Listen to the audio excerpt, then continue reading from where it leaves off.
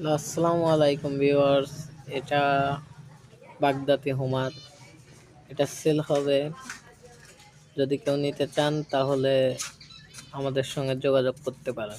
ইনশাল্লাহ এখানে যারা কবুতর কিনতে ইচ্ছুক তারা সবাই আমাদেরকে কমেন্ট করবেন এবং এখানে কোনো চিটারি বাটপারি হয় না।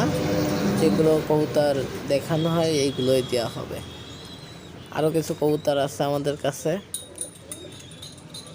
কালেকশন, আরও কিছু কালেকশন আছে।